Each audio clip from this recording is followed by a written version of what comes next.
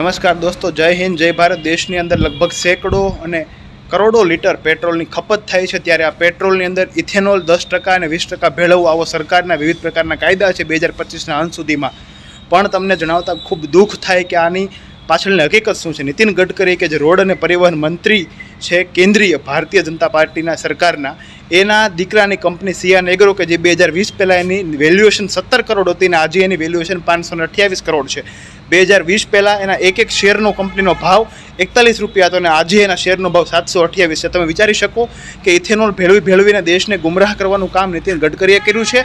પણ એ માત્ર ને માત્ર જનતાની આંખમાં ધૂળ નાખીને પોતાના દીકરાઓની સિયાન એગ્રો કેમિકલ્સ કે જે કંપની ઇથેનોલ ભેળવે છે પેટ્રોલની અંદર, અને પેટ્રોલ જનતાને પૂરું પાડે છે. અને એ પેટ્રોલ જનતા પોતાની ગાડીઓમાં ભરીને પોતાની ગાડીઓ પતાવે છે, 2 વ્હીલ 4 વ્હીલ. આમ આપણે મધ્યમ વર્ગ આપણી ગાડીઓ પતાવતા એમાં રહીએ, અને આવા લોકો કે જે રાજનીતિના હાથા બનાવીને પોતાના ઉપયોગ કરીને પોતાના દીકરાઓની કંપનીને અસંખ્ય ગણો ફાયદો કરાવે છે, એવા છે નીતિન ગડકરી. અને આમાં લોકો એવી અપેક્ષા રાખે છે ભારતના આગલા પ્રધાનમંત્રી શું નીતિન ગડકરી હોય.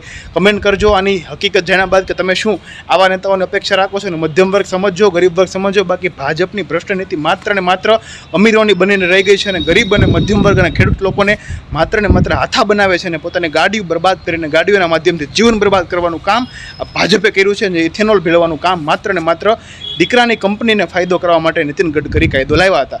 આભાર. અસ્તુ. જય હિન્દ, જય ભારત. તમારા દરેક મિત્રો સુધી વાત આપણે પહોંચાડજો.